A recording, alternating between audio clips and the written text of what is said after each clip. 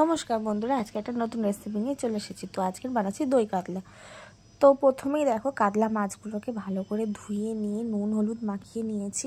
আর এদিকে চাল মগজ আর কাজু ভেজাতে দিয়ে দিয়েছিলাম অনেকক্ষণ আগে, তো ভিজে গেছে ওইগুলো। আর এখানে দেখো একটা কড়াইতে সর্ষের তেল গরম করে আর এখানে নুন আর হলুদ মাখানো মাছগুলো ভাজতে দিই। এদিকে মাছগুলো ভাজা হোক, আর এইদিকে আমি দেখো চাল মগজ আর কাজুটা ভালো করে পেস্ট করে নিয়েছি। তারপর মাছগুলো ভেজে ওই তেলের মধ্যেই গোটা গরম মশলা ফোড়ন দিয়ে আর পেঁয়াজ কুচি দিয়ে ভালো করে ভেজে নিচ্ছে। তারপরে ওর ওপরও একটুখানি পেঁয়াজ বাটা দিয়ে দিলাম, দিয়ে ভালো করে আবারও ভেজে নিচ্ছে।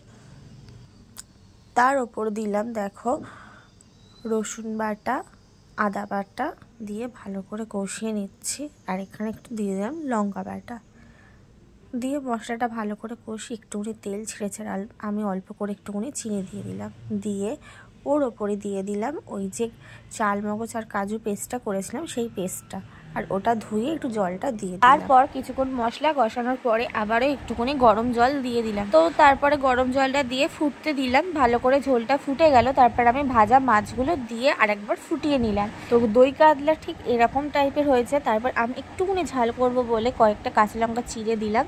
তারপরে বাড়িতেই ভেজে রাখা গরম মশলা গুঁড়ো ছড়িয়ে। রেসিপিটা কেমন লাগলো অবশ্যই জানো, সাবস্ক্রাইব করে দিও।